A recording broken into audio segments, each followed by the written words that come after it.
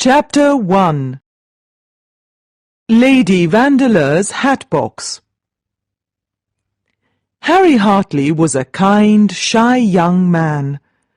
Until his 16th birthday, he received the education most English gentlemen get.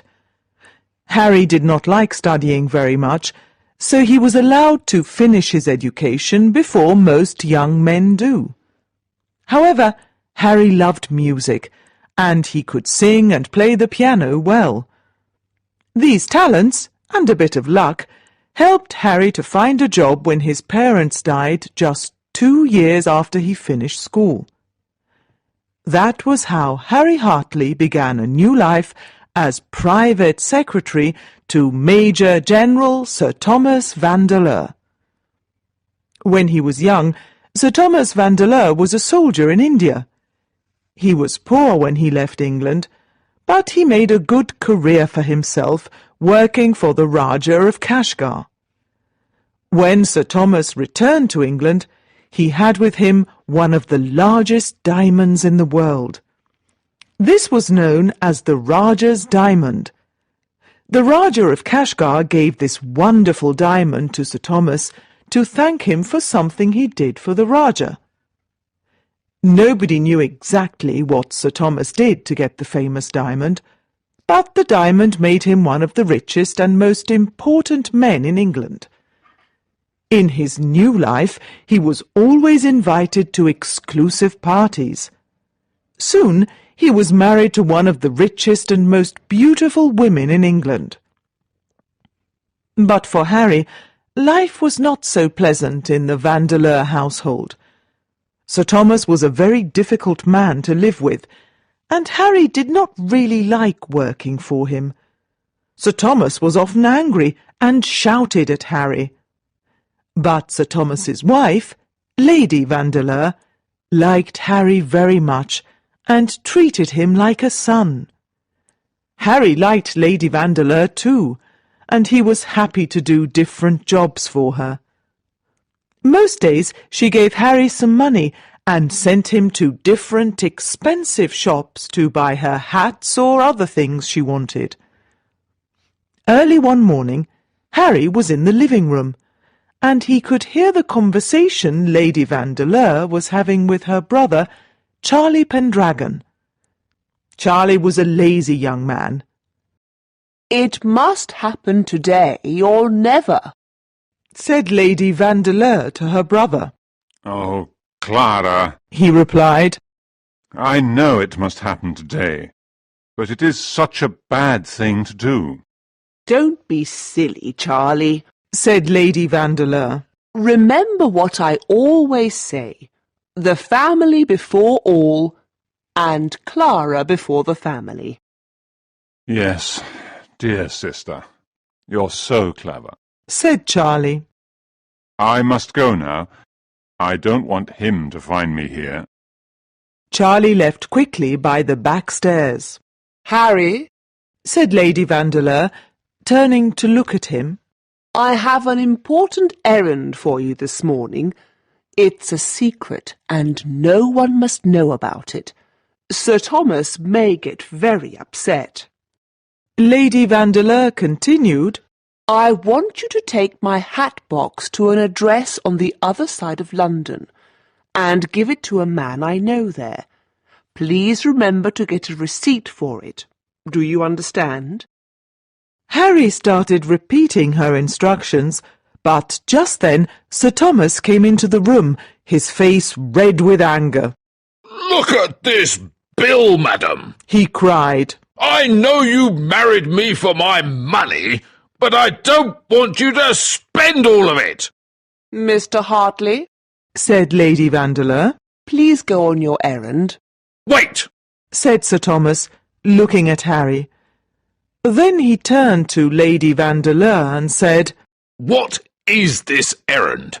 I don't trust him or you. After all, what does he do to earn his money? It's a mystery to everyone." "I thought you had something to tell me privately," said Lady Vandeleur. "Don't try to change the subject. insisted Sir Thomas. You spoke about an errand. I don't want our servants to listen to our arguments. Mr. Hartley, you may go. Harry quickly left the room, and as he ran upstairs to get the hat box, he could hear Sir Thomas's loud, angry voice and Lady Vandeleur's cold replies. Harry often went on these secret errands for Lady Vandeleur. He knew Lady Vandeleur's spending was a problem, and he often went around London paying small amounts of money to different people for her. But Harry was always loyal to his lady. Besides, he disliked Sir Thomas, and he understood Lady Vandeleur's love for expensive things.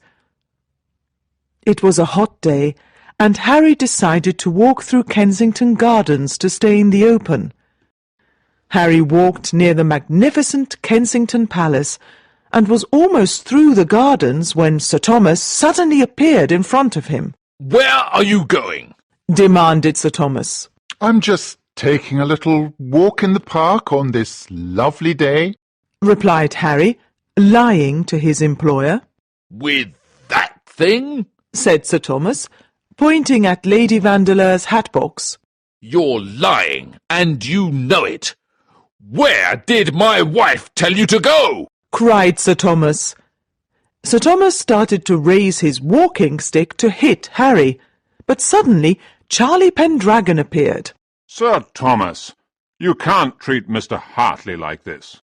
No one can tell me what to do, Said Sir Thomas, raising his walking stick and trying to hit Charlie.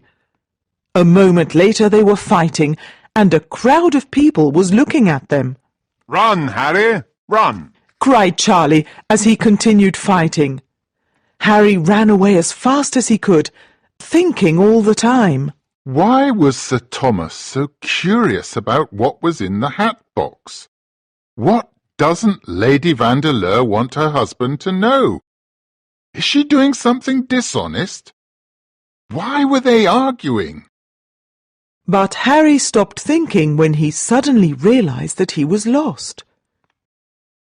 He was now in a very narrow street. It had high garden walls on both sides. Everything was still and silent. As Harry hurried along the street, he wondered where he was. This part of London was completely new to him. While he was wondering where he was, someone shouted his name. He turned around and saw Charlie Pendragon coming quickly after him. He looked angry. Harry knew that Charlie helped him earlier, but by now Harry was so frightened that he ran. He knew that he had to hide. He ran around a corner, climbed over a garden wall, and fell over into a garden with a soft thump. Harry was not hurt, but he lay on the soft, wet ground for a few seconds and thought, What am I going to do now? But he had no time to think any more. A large man was looking down at him. He picked Harry up easily and stood in front of him. Who are you? Demanded the man angrily. And why did you come into my garden in this way? Harry was too frightened to speak, so the man went on. Speak up, young man, or I'll take you to the nearest police station. Just look what you have done to my flowers. But as the man looked at the ground, his eyes opened wide and he said, What's all this? Harry looked where the man was looking. The hat box was open and, all over the ground around them, between their feet and under the roses, were diamonds. There were diamond rings, diamond earrings, a magnificent tiara made of diamonds, and dozens of diamonds shining in the sun. Chapter 2. A Surprise in the Garden. Harry could not think of anything to say. All he could do was look at the diamonds. The man was silent for a long time, too, before he finally spoke. Now I understand. You stole these and ran away. But don't worry. I see there are enough for two here. He went down on his knees and started to quickly pick up the diamonds and put them back in the hat box. Let's go inside, where no one can see us, said the man, getting up. The two men walked across the garden. Harry was so afraid he still could not speak. He understood that he was in big trouble. The idea that Lady Vandeleur was doing something dishonest made Harry sad. He thought, Now I understand why Sir Thomas shouted at his wife before I left the house. She's spending too much money. She probably wanted to sell her diamonds to pay her bills. Just as Harry and the man were about to go into the man's house, a young man came into the garden. By the way he was dressed, Harry could see he was either a priest or studying to become a priest. The older man touched Harry's arm and whispered, Don't say a word. Then he said, Hello, Mr. Rollis. This is a young friend of mine who came to see my beautiful roses. How do you do? Oh, but haven't we met before? asked Mr. Rollis. Aren't you Mr. Hartley? The man did not give Harry time to answer.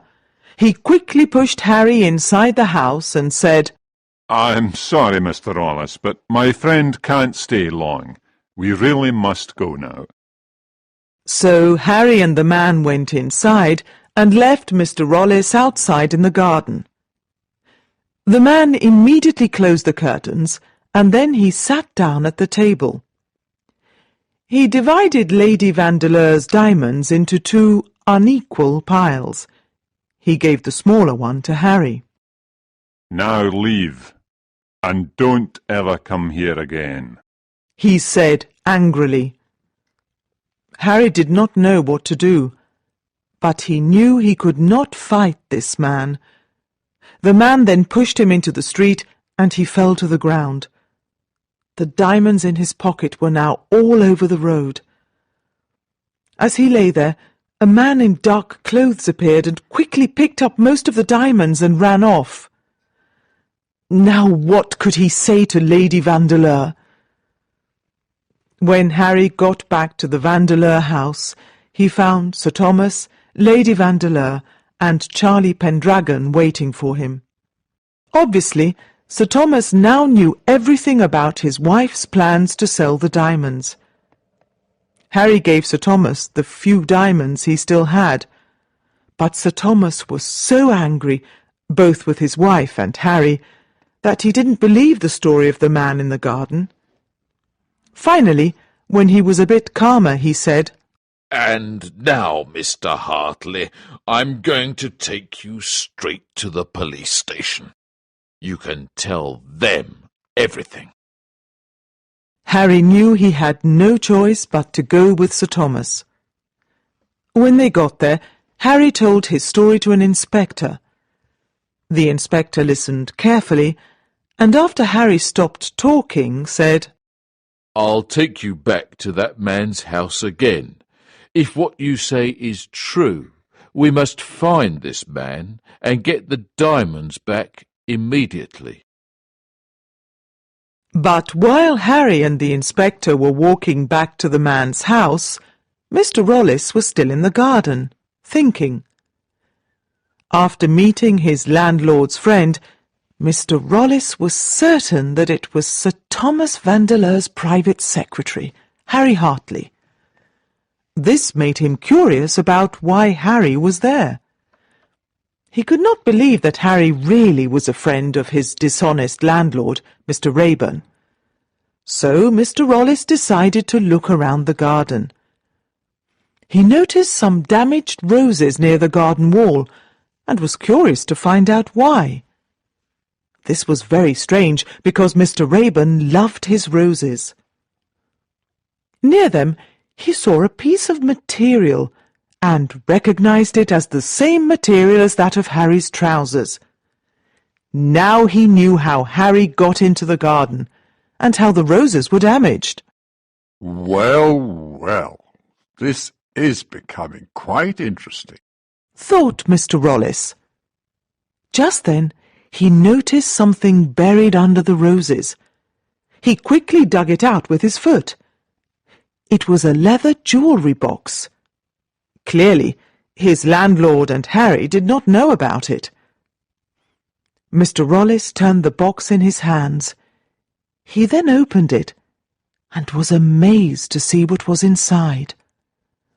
On a piece of soft green velvet was the largest diamond Mr. Rollis ever saw. He knew very little about diamonds, but he knew at once that this was very probably the most precious diamond in the world.